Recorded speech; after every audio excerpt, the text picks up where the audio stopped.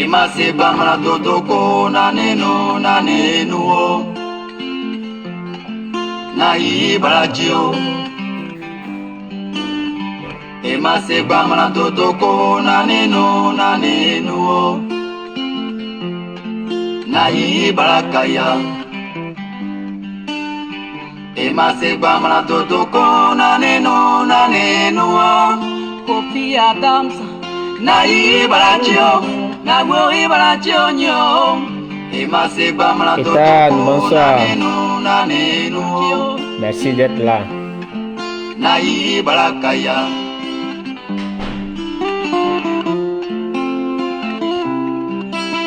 J'espère que tu vas bien. Emase bamra dodoko naneno naneno na ibrakaya Emase bamra dodoko naneno naneno na ibrajio na mori ibrajio nyo Emase bamra dodoko naneno naneno na ibrakaya Tout ce pays ici bane Yiberi na ngosao C'est gros c'est sadio Tout ce pays ici bane Yiberi na ngosane C'est gros c'est sadio Wani cheli la gopame Yiberi na ngosao Afuyukuri. Afuyukuri. Wani cheli la gopamyo Yiberi na ngosane C'est gros c'est sadio To uri jamela Ngati groyola ja sokro brisa ja Pare na ipaya wokaya Yiberi na ngosao Yiberi na ngosao Sokro grunyo la jana ti brisa meao Fale na ibore yokure Afuyukuri. A bon entendeur salutio Ngati grunyo la ja sokro brisa ja Fale na ibore yokukaya Yiberi na ngosao Yiberi na ngosao Sakotu Sokoro grunyo La janga tigrisa miao Efare na ibore yokule A bon entendeur salutio A bon entendeur salué A bon entendeur saluao A bon entendeur salutio A bon entendeur salué Nani ogrio A bon entendeur saluao A bon entendeur salutio Nous allons écouter Alain Guise avant de commencer le direct.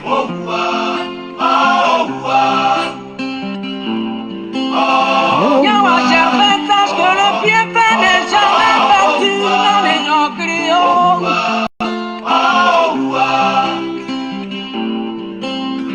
Jaina sa demechio Atonya ure Robert demechio Nani ngronche kutwa o demechio Jaina taria mari wimio Ale oua kuni neni nani ngro Oua chale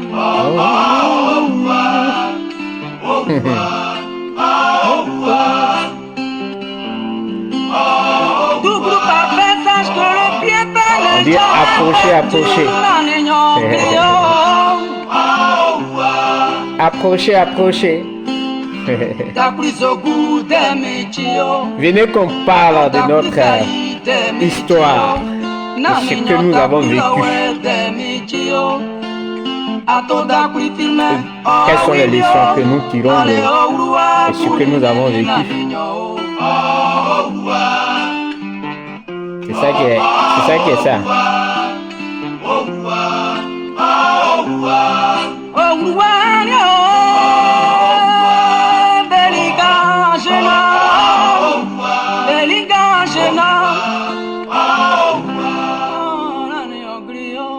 Merci Alain. Yaosé Loja. Alors bonsoir à tout le monde, grand sœur, bonsoir. Ceux qui vont nous prendre en marche, partager parce que c'est important. J'ai décidé aujourd'hui de faire ce direct. Aujourd'hui est le 12 novembre 2024. C'est une date très importante pour moi parce que on aurait dit que c'est la date de ma résurrection. C'est la date à laquelle Dieu m'a sauvé. Oui, c'est la date à laquelle mes ancêtres étaient avec moi. C'est pourquoi aujourd'hui, je suis avec vous et que je dois partager cette histoire avec vous. Juste en bas, vous voyez une photo, c'est moi. Alors, si je ne vous dis pas, je ne sais pas si vous pouvez me reconnaître, mais c'est moi qui suis juste en bas. Et ça fait aujourd'hui 12 ans que j'étais dans cet état. J'ai été mis dans cet état par les FRC. Alors donc, je vais vous conter l'histoire pour que vous puissiez comprendre. Et je vais conter cette histoire parce que bientôt ce sont les élections. Et puis quand tu vas sur les réseaux sociaux, alors les propos qui se tiennent, c'est comme les gens n'avaient pas retenu, ils n'ont jamais traversé une situation difficile en Côte d'Ivoire. C'est pourquoi je vais partager cette histoire. Alors, dans la crise post-électorale, parce que tout le monde était pratiquement à Abidjan, on était tous à Abidjan, nous, on a fui et on s'est retrouvés chez nous au village. Moi, je me suis retrouvé chez moi. Et je ne voulais pas sortir totalement de la Côte d'Ivoire, donc je me suis retrouvé chez moi. Alors, cette période du mois d'avril jusqu'en octobre, il n'y avait pas de problème, on vivait tranquillement. Mais cette histoire que je vais vous raconter là, moi je ne savais pas que des gens faisaient des recherches sur moi. Mais quand même, je vivais dans le village. J'ai même eu les premiers signes, mais je n'ai pas fait attention à ça. Je me suis dit que bon, voilà, ce sont des choses qui vont passer. Parce qu'il y a un Burkinabé de chez nous qui m'a convoqué devant le président des jeunes de chez moi. Merci frère. Et il a avancé que ils attendent des choses sur moi. C'est pourquoi il est venu me parler parce que voilà, ça serait pas bien si c'est vrai. Bon, moi j'ai dit au président des jeunes, ben, quelqu'un est venu convoquer ton petit frère chez toi. Le fait même de le convoquer, ça dit que tu es sûr de ce qu'il dit. Parce que tu vis avec ton petit frère. Un étranger vient dire que voilà ce qui se raconte sur lui. Il faut m'appeler d'abord pour parler avec moi, si c'est vrai, même si tu ne voyais rien.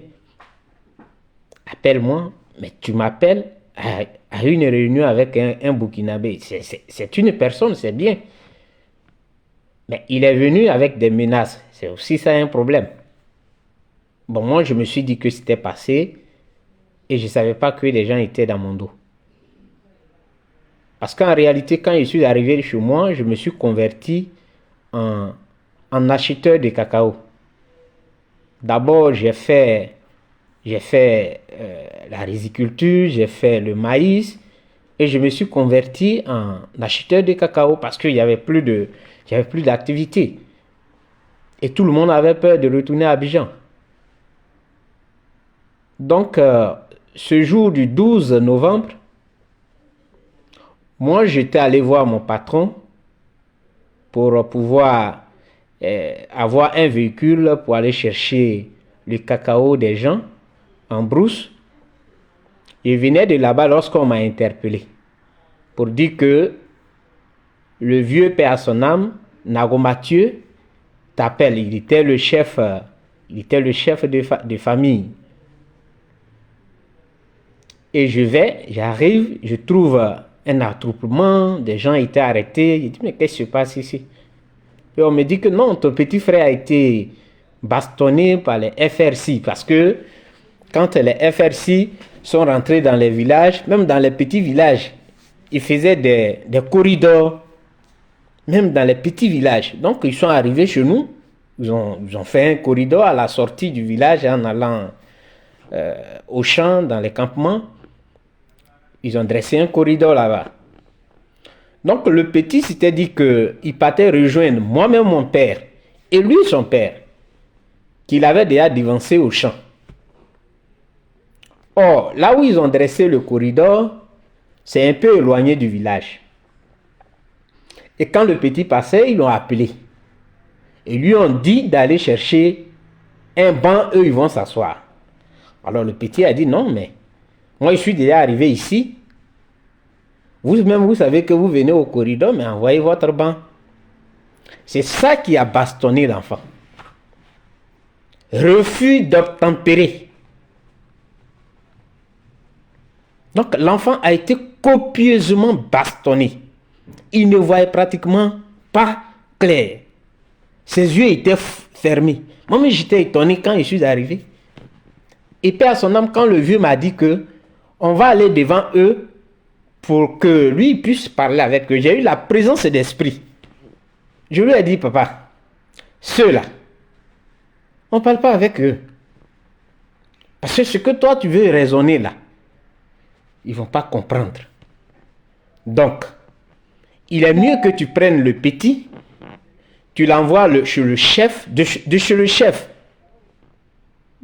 Vous partez à la sous-préfecture pour présenter l'enfant au sous-préfet, pour dire que voilà ce qui se passe dans mon village. Le vieux a insisté. Il a dit non, mon fils, tu sais, ce sont des enfants comme vous, il faut que je parle avec eux. Bon, j'ai baissé la garde. Malgré moi, je l'ai accompagné. Et les jeunes nous ont suivis. Arrivés là, les deux FRC étaient là. Et quand ils nous ont vus, un est monté sur la moto, l'autre est resté à côté. Le vieux a salué et il a répondu. Le vieux dit, il faut lui demander qu'est-ce qui s'est passé entre lui et le petit frère. Donc le gars a dit, bon écoutez, on va aller s'expliquer devant le chef du village. Il dit, ah le vieux, je t'avais dit. Ce qu'il dit, c'est vrai. Donc ils ont enfouché leur moto. Nous, on croyait qu'ils sont allés chez le chef. Ils ne sont pas allés chez le chef. Ils sont allés appeler un renfort. Guiberoa et Gagnoa. Et nous, surtout moi, ils ne savaient pas que c'était à cause de moi. Ils ont fait ça, c'est-à-dire le fait même de me voir dans le groupe et des jeunes me suivent, ça, c'était fini. Parce qu'ils cherchaient, ils avaient beaucoup de choses qui se racontaient. Donc, forcément, il fallait me faire payer. Mais je ne sais pas pourquoi. Et j'ai dit au vieux, bon, ils disent qu'ils vont chez le chef. Allez-y, moi j'attends le camion qui va aller chercher le cacao de quelqu'un. Donc, allez-y. Il dit non, moi j'ai pas le temps. Je ne vais pas aller là-bas, le vieux. Allez-y. C'est ainsi. Je suis allé m'asseoir au kiosque. Et j'ai donné dos à la route. Et comme chez nous, c'est une voie où toutes les voitures, les motos passent. S'il y a bruit de moto, tu ne vas pas dire, mais pourquoi il y a un tel bruit de moto? Tu ne peux pas le dire. Parce que c'est un centre où tout le monde passe. Et donc, j'étais assis, j'ai donné dos. J'étais avec mon oncle. Et j'entends le bruit des motos ne s'arrêtait pas, ça ne cessait pas. Du coup, je me retourne, je vois des gens avec des lance-roquettes. Je dis bien dans un village. Je n'ai pas dit qu'ils partaient en guerre contre un autre pays. Ce n'est pas de ça qu'ils parlent. Mais dans un village, lance-roquettes, toutes sortes d'armes que vous pouvez imaginer. Ils avaient ça. Il manquait que les mortiers. Alors, automatiquement, ils ont dit, c'est lui là. Le voilà. Et donc, ils ont enlevé la sécurité de l'âme. Quand ils ont enlevé la sécurité de l'âme, je ne sais pas comment ils ont manipulé. Quand il a appuyé, bon, ça ne voulait pas partir. Et mon oncle voulait fuir. J'ai dit à mon oncle, tu fuis, on te tue. Bonjour ma soeur. Tu cours, ils vont te tuer. Ils disent qu'ils sont venus à cause de moi. Tu as bien entendu. Laisse-moi qu'ils me tuent. Et toi, il faut compter l'histoire. Donc si tu bouges, tu fuis, ils vont te tuer. Il est resté avec la peur. Il tremblait sur lui. Et donc pendant qu'ils s'occupaient de moi, ils étaient sur moi, avec les crosses de fusil.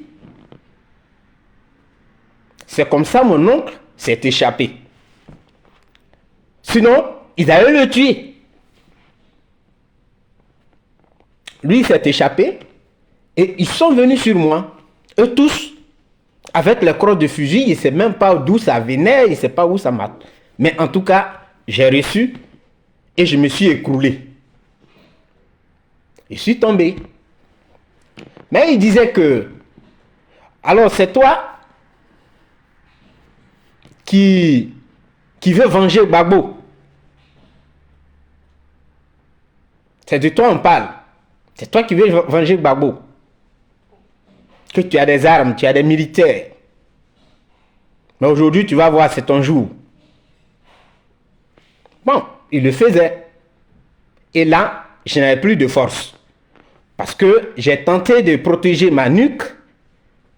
Mais je n'avais plus de force parce qu'ils ont réussi à me taper les épaules, sur les épaules avec les crosses de fusil. Donc là, je ne pouvais plus.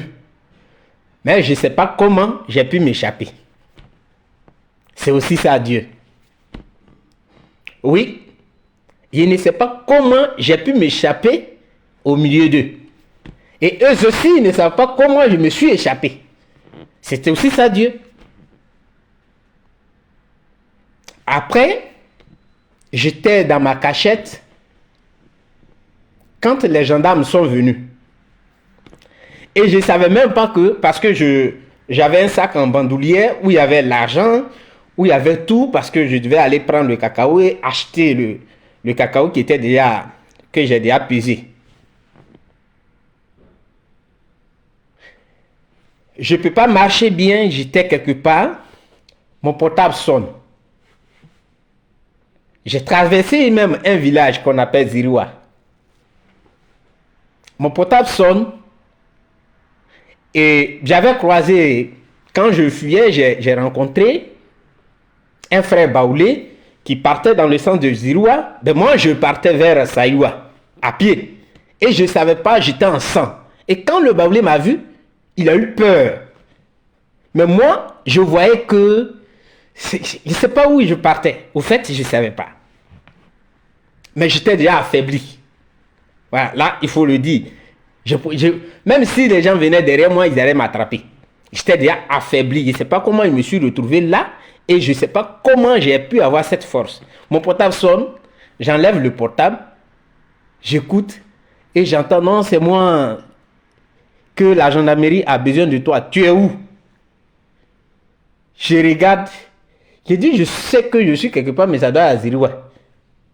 On dit, donne-nous ta localisation, la gendarmerie a besoin de toi. J'ai donné ma localisation. C'est un grand frère, il est en France. Lui, il avait une moto. il allait me chercher à moto. Je ne pouvais pas marcher, moi. Je ne pouvais pas marcher. Et donc, il allait me chercher à moto.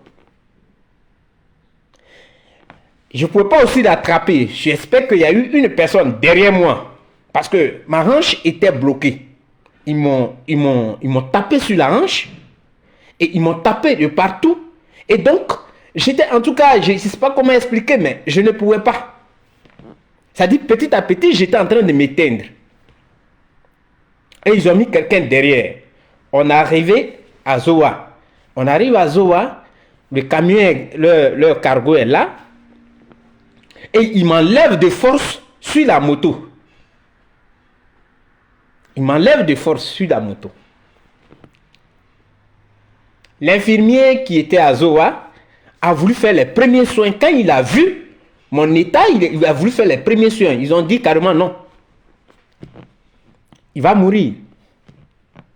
C'est son jour aujourd'hui.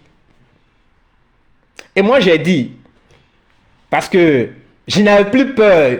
Moi je voyais que la mort. Mais avec la petite force que Dieu me donnait, j'ai dit que c'est pas la peine. Que s'il doit mourir et que je dois mourir, donc faut pas, l'infirmier va forcer. Parce que faut ne pas qu'on lui fasse mal. Il n'y a plus rien, ça dit que tu n'as plus rien. Et comme la gendarmerie était là, moi je ne savais pas que la gendarmerie est venue spécialement pour me sauver.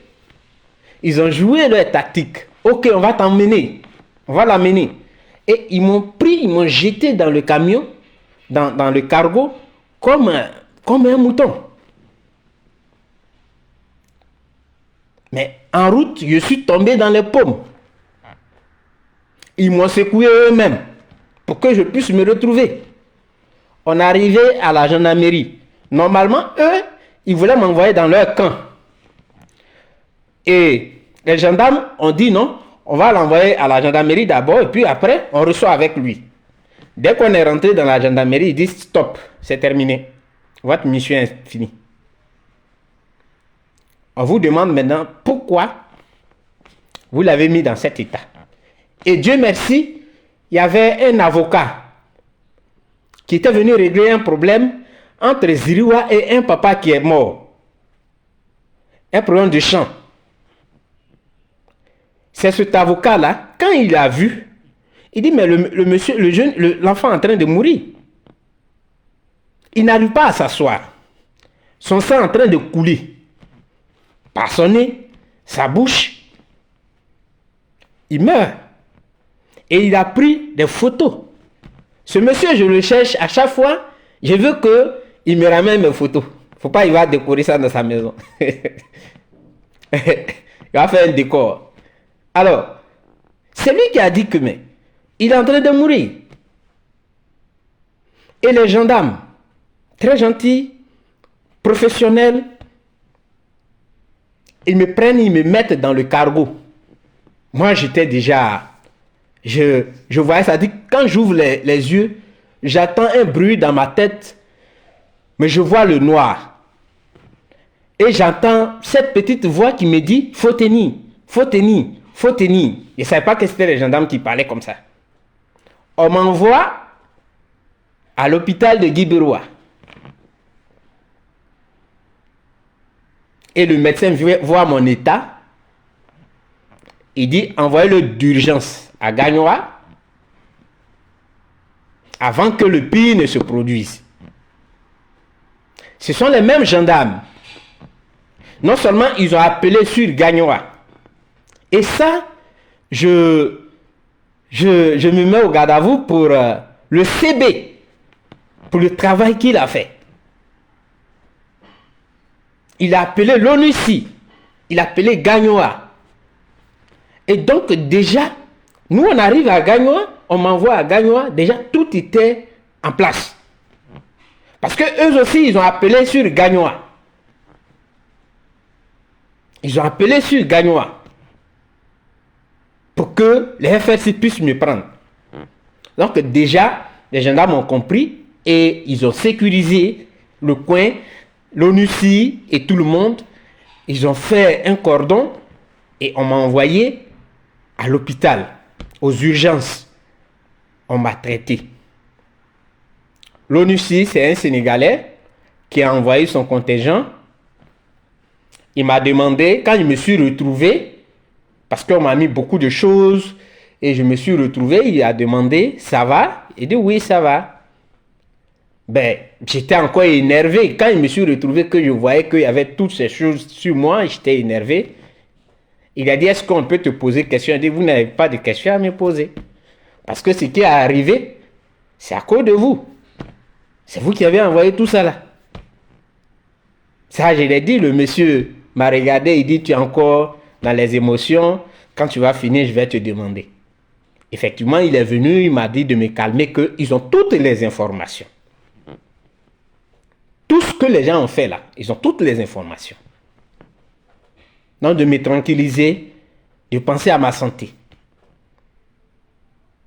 Alors, c'est comme ça, après, je me suis retrouvé et on m'a ramené chez moi.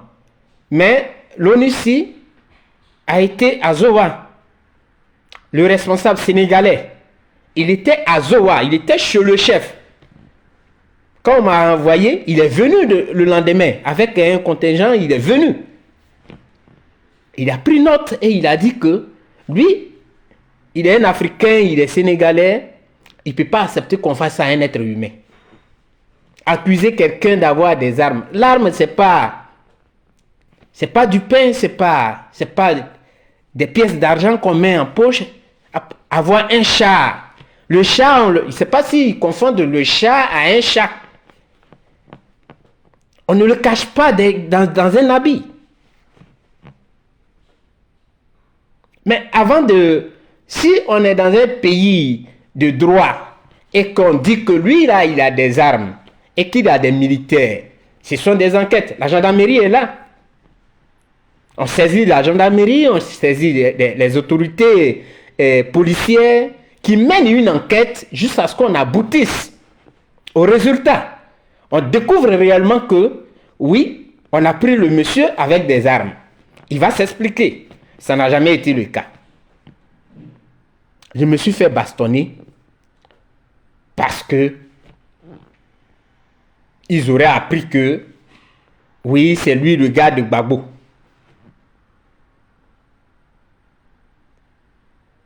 Et j'ai ces séquelles. Oui, l'œil que vous voyez là, qui est enflé,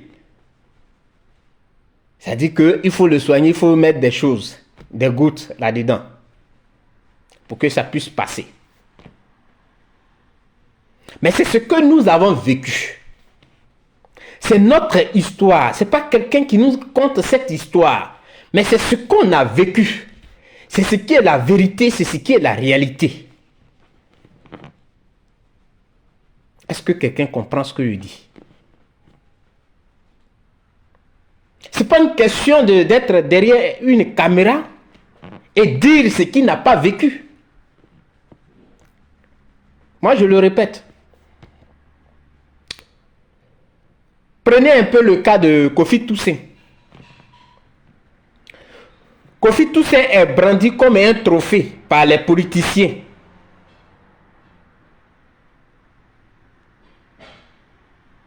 Les politiciens brandissent Kofi Toussaint comme un trophée. Et jeunes de Côte d'Ivoire, ceux qui sont cachés derrière les caméras là, nous là, on a mangé à elle à mort. Et comme nous, comme ça, qui avons gros cœur, quand moi, je sais qu'il n'y a plus rien, j'ai plus d'excuses à te demander. Tout ce que j'attends de toi, c'est que tu mettes ma vie, tu mets fin à ma vie. Point. Et c'est ce que j'ai fait avec les FXI. Je ne pouvais plus. Donc, je ne pouvais plus me taire. Parce que je savais que là, c'était ma mort. Ils me l'ont dit. Jeune. Il y a des gens qui sont derrière la caméra qui parlent. Ils n'ont rien vécu.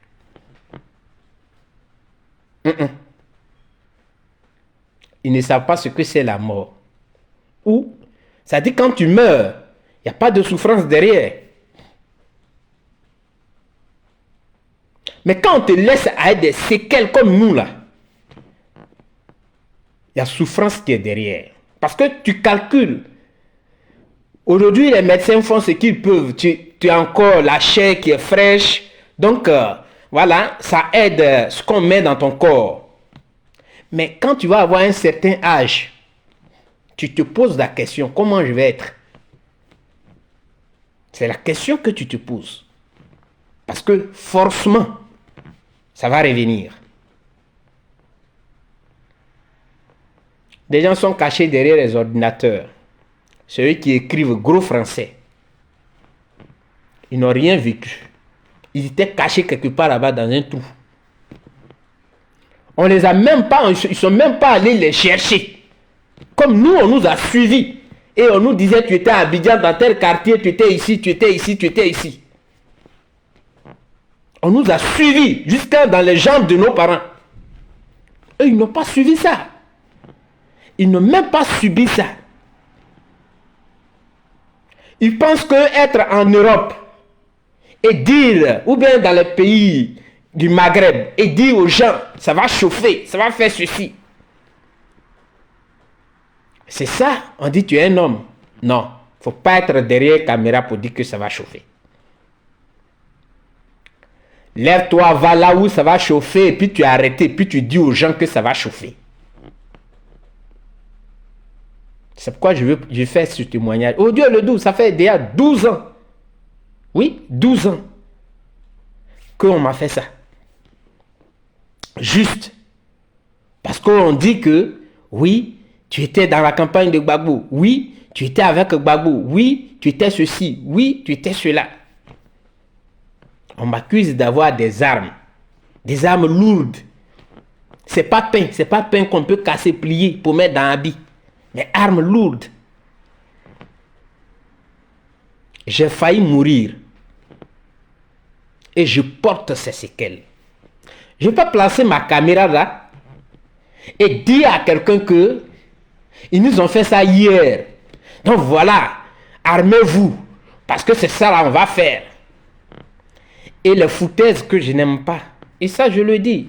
Que mes responsables politiques qui disent mettez un peu d'eau dans le vin, dans vos vins là. Oui, c'est leur rôle.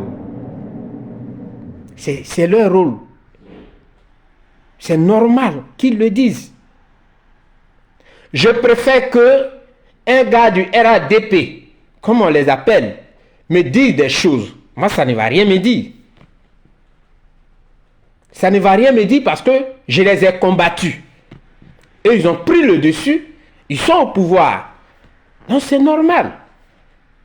On peut dire. Mais ça ne va rien me dire. Mais quand je combats pour quelqu'un, et puis quelqu'un qui est caché, qui s'est caché, qui n'a même pas eu égratignure, vient te dire que si tu étais mort pour ton pays. Ils ne sont pas venus me dire que on est venu te tuer pour ton pays. Hein. Ils ont dit le nom de quelqu'un. Donc, j'ai le plein droit. S'il y a envie de dire quelque chose, je le dis. Quand quelque chose ne me plaît pas, bien sûr. Et ça, il faut que... On ne peut pas me dire, non, ne dis pas ça. Personne ne peut me le dire. Parce que ce que je porte, c'est parce que la personne porte. Et si je porte ça, c'est à cause de la personne. C'est pas à cause de mon pays. Si c'était à cause de mon pays allait venir reconnaître en moi que voilà ce que tu as fait. Mais tu ne peux pas mener un combat pour quelqu'un, porter des séquelles, et des gens vont sortir de nulle part là, ils vont te dire que tu t'es battu pour ton pays. Nous, on s'en fout de ça. Et c'est lui là qui a souffert. Moi, je ne suis pas dans ça. Il faut que les choses soient claires. Voilà. On ne peut pas attribuer la souffrance que nous avons tous vécue là à une seule personne. Non. Même le président Charles Blé Goudé ne peut pas dire que j'ai souffert pour vous. Il ne peut pas le dire. Parce qu'il a vu lui-même que tout le monde a souffert. Il faut que les choses soient claires. Moi, mon père n'a jamais été ministre. Il n'a jamais été instituteur. On n'a jamais pris un membre de ma famille pendant qu'on était là pour dire que toi, on te met ici, tu vas... Là, on peut me dire que c'est grâce à telle personne que lui il est devenu ça. Bon, je peux être réticent. Mais aucune personne de ma famille, nous-mêmes là, ce qu'on gagne là, c'est-à-dire quand on devient quelque chose, c'est par nous-mêmes on devient quelque chose. C'est pas quelqu'un qui nous prend pour nous mettre là-bas. Non, il faut que les gens comprennent leur manière de parler aux gens. Toi, tu es qui? Tu n'es rien. Jouer avec la vie des gens. Moi, ma vie ne se résume pas en une personne. Mais je veux qu'on respecte ma souffrance. Celui qui ne respecte pas ma souffrance, je ne peux jamais, c'est-à-dire que jamais je ne le dirai que lui il a souffert pour moi. Jamais. Moi, j'ai souffert. Et mes parents ont plus souffert. Parce que ce jour, je me rappelle, mon père était au champ. Comme lui, il va tôt, il partait tôt au champ. Ça, c'était son fort. Il se lève tôt, il va au champ. Donc, il ne sait même pas ce qui s'est passé. Et imaginez, il n'avait même pas de téléphone pour que quelqu'un puisse l'appeler depuis là où il est pour dire que ton fils est mort derrière toi. C'est quand il est revenu et puis personne n'a eu l'esprit pour aller le chercher. Lui, il vient, il tombe, il voit des gens sont arrêtés dans sa cour. Il tombe là-dedans. Qu'est-ce qui se passe ici? Et on lui jette ça au visage. Ton fils, il est entre la vie et la mort. Il a gagnois. Dit le monsieur a pété les câbles. Il dit, mais je vais partir, ils vont me tuer. Il n'est plus aujourd'hui. Non, mes parents ont souffert. J'ai souffert avec mes parents. Un peu de respect. Quand vous parlez, quand vous l'ouvrez là, un peu de respect. Parce que c'est un nom qui nous a fait souffrir. Ce n'est pas le nom d'un pays, c'est un nom. Si les gens venaient vers toi pour dire que c'est toi qui dis que tu aimes la Côte d'Ivoire, bon, il n'y a pas de souci. Mais ils utilisaient le nom de quelqu'un. C'est comme ça. Il faut qu'on se respecte. Parce que moi, ma vie, je ne la dois à personne. Ça, je le dis. Je ne dois personne, rien à personne. Je ne veux pas qu'on me dise que lui il a souffert pour toi. Personne n'a souffert pour moi. Je souffre pour moi-même. C'est comme ça. Et j'ai souffert à cause de quelqu'un. Il faut qu'on soit courageux de le dire. Il ne faudrait pas que on se mette là à dire des choses. Non. Lui, il a souffert pour toi. Lui, il a souffert pour toi. Ce que je porte là, la souffrance que je porte actuellement, je ne la partage pas. On ne vient pas la déconnecter pour l'envoyer à quelqu'un pour dire, tiens, il faut souffrir. J'ai été bastonné. Oui, bastonné. J'ai frôlé la mort. Non, on ne peut pas venir nous dire que, écoutez, non, c'est à cause de votre propre bien. Non. Non, non, non, non, non, non. Je veux le respect. C'est pourquoi quand je vois Chablé Goudé, les gens le traitent comme ça, j'ai très mal. Si ceux d'en face me traitent comme ça, il n'y a pas de souci. Parce que oui, on est des adversaires. Donc c'est normal. Ils peuvent se moquer même de ma souffrance. Ça, il n'y a pas de souci. Ils peuvent se moquer de ma souffrance. Il n'y a pas de souci. Mais des gens pour qui, oui, j'ai failli perdre la vie. Des gens vont se lever pour se moquer de moi. Je ne suis pas dans ça. Il faut que ça soit clair. Il faut que ça soit clair. Ma pauvre mère, elle est devenue autre chose ce jour.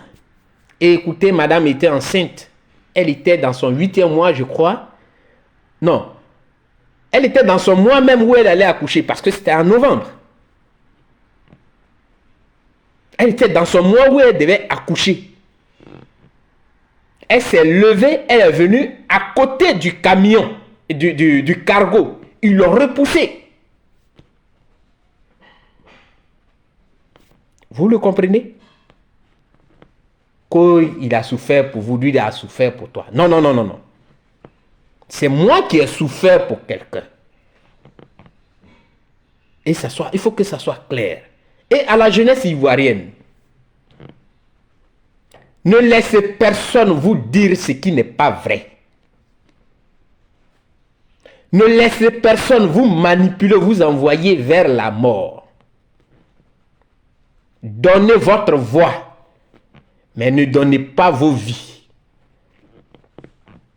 Donnez votre voix ou vos voix, mais ne donnez pas vos vies. Si tu allais mettre ton papier dedans et qu'il y a contestation, reste à la maison pour que les résultats puissent venir. Et ceux qui en sont en train de contester là, quand ils auront fini, ils vont venir vous dire. Ne te mets plus dans la rue. Oui, mon binôme, comment tu vas? Ne te mets plus jamais dans la rue. Kofi Toussaint là, il est devenu le trophée des opposants. Nous tous on parle de lui. C'est notre trophée. Mais de son vivant là, on ne sait pas qui est Kofi Toussaint. C'est qui même lui là? De son vivant, on ne le connaît pas. Alors, ce sont ces trophées-là qui veulent multiplier. Ils veulent avoir plus de trophées. On a arrêté lui là. Ça, c'est un premier trophée. Le deuxième trophée, le plus grand trophée, c'est quand on dit on a coupé sa tête. Ça, c'est le plus grand trophée même. Et c'est ça, ils vont brandir. C'est ça. Comme trophée. Voilà. Ils ont pris lui, ils l'ont mis en prison. Ou bien ils ont fait ça. Jeunesse de Côte d'Ivoire. Je vous parle parce que j'ai vu la mort. Rien que parce que j'ai soutenu quelqu'un, j'ai vu la mort. Je ne vous encourage pas. Allez-y, tout ce que je peux vous dire, allez-y, vous faire enrouler et allez-y donner vos voix à celui que vous aimez. Vous voulez qu'il vous gouverne. C'est là que votre travail doit s'arrêter. Le reste là, vous ne faites plus rien avec. Si on dit que lui il a fait ceci, lui il a fait cela, vous êtes à la maison, ok, on attend. Le résultat que vous allez nous donner là, c'est ça. N'allez pas donner vos vies. C'est ce que vous devez savoir. Il ne faudrait pas que des gens vous poussent. Et je l'ai toujours dit, on sait comment le pouvoir actuel est venu. Là. Et tous ceux qui composent cette armée-là, ils viennent tous de la rébellion. Mais écoutez, remplacez un peu les choses, utilisez un peu la tête, remplacez un peu les choses. Si toi, tu as pris des armes pour quelqu'un, et puis cette personne a été installée de force au pouvoir, j'ai dit, ton arme là, est-ce que tu vas déposer? Tu vas faire comme si tu es devenu, c'est-à-dire que docile, gentil, parce que vous êtes encore au pouvoir. Mais demain, quand ils vont vouloir vous enlever là, ton arme là, tu vas lever ça. Parce que celui qui va enlever là, c'est toi, on enlève. C'est ça, c'est simple à comprendre. C'est très simple à comprendre. Est-ce qu'on respecte les droits de l'homme en Côte d'Ivoire? Non. Et ça va nulle part. Ça ne va nulle part. J'entends des gens dire que non, ça ne va nulle part. Tu mets ta tête, ils vont mettre gourdin sur ta tête. Et puis ça ne va nulle part. Donc moi, j'interpelle la jeunesse. Il ne faudrait pas que quelqu'un vous pousse à aller dans les rues pour aller réclamer quoi que ce soit. Ceux-là, ils sont venus, ils avaient leurs armes, et puis ils sont venus au pouvoir. Ils ne se voyaient même pas en prison. Vous ne vous posez pas la question de savoir pourquoi la CPI jusqu'à présent ne regarde pas de l'autre camp. Ils ont libéré ceux qu'on avait accusés. Mais ils ne veulent pas regarder de l'autre côté. Pourquoi? Est-ce que vous vous posez cette question? Est-ce que vous vous posez cette question? Ils ne sont pas inquiétés, ils sont là. Ce n'est pas parce que la CPI ne veut pas. Mais la CPI ne peut pas. Qui va les rendre? Qui va dire que voilà tel chef rebelle qui avait fait ça, allez-y avec lui. Qui va le faire? La CPI attend ce bon moment-là. Le jour où le régime va changer, c'est en ce moment la CPI va s'exécuter. Mettez ça dans vos têtes. Sinon, actuellement, là, c'est zéro. C'est ce que vous devez comprendre. Vos vies, protégez vos vies. Ceux qui sont sur les réseaux sociaux, qui se jouent les grands politiciens, voilà, qui disent non, ça va faire ceci, ça va faire cela. Ils sont en train de vous mettre dans la gueule du loup. Oui, je vais très bien. Merci bien. Ils sont en train de vous mettre dans la gueule du loup. Et demain, vous n'allez pas les voir. La Maca là, ou bien là, je ne sais pas comment vous appelez ça maintenant, ce n'est plus Maca, ou bien c'est devenu PPA. Il y a des nouveaux qui sont allés. Je commence par Steve Biko, de la Mauritanie. Quand il place sa caméra comme ça là, et puis il dit Simone, ça applaudit en même temps. Des milliers de vues. Quand il place sa caméra, et puis il dit Apia, ça applaudit. Il était soutenu, bien soutenu. Quand il l'a envoyé à PPA là, vous entendez parler? Est-ce que vous entendez parler? C'est la liste qui grossit. Des gens vous disent qu'ils ont la force. Mais quand on prend des personnes, comprenez ça. Voilà, c'est ce que vous devez comprendre. Dieu a voulu que nous, on soit en vie pour qu'on puisse rendre ce témoignage. Et c'est pas s'ils sont en train de signaler le direct, mais voilà. Donc, je voudrais vous dire merci. Mais permettez-moi de vraiment remercier tous ceux qui ont permis que aujourd'hui je sois devant vous. En commençant par le commandant de brigade de Guiberois, de cette époque-là. Je voudrais vraiment lui dire merci. S'il est encore en vie, si ces éléments sont encore en vie, je leur dis merci pour tout ce qu'ils ont fait pour moi. Je dis merci aussi aux médecins de Guiberois qui, après avoir fait le constat, qui voyait que je partais et qui a ordonné qu'on m'envoie à Gagnoa. Je lui dis merci. Merci aussi à l'infirmier de Zoa qui était là-bas, M. Aka, qui a quand même tenté de faire quelque chose et il a été empêché dans son élan. Je voudrais vraiment lui dire merci. Merci aussi au responsable de l'ONU ici, qui est venu et qui a vraiment assuré ma sécurité, qui a tout mis en œuvre, qui m'a dit que rien ne va t'arriver, c'est fini.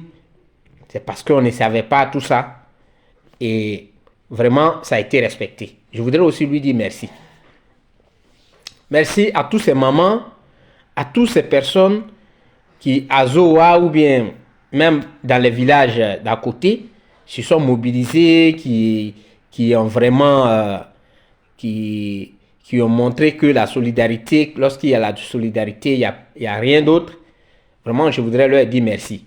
Aujourd'hui, ça fait 12 ans que j'ai été mis dans cet état. Et donc, je me rappelle de toutes ces personnes-là qui m'ont soutenu en prière, qui ont tout fait. Je voudrais vraiment vous dire merci. Mais surtout, je voudrais dire merci à Dieu qui a permis ça, qui a permis que aujourd'hui je sois en vie. Je voudrais lui dire merci. Et bonsoir à tout le monde. Que Dieu vous protège. Ciao, ciao.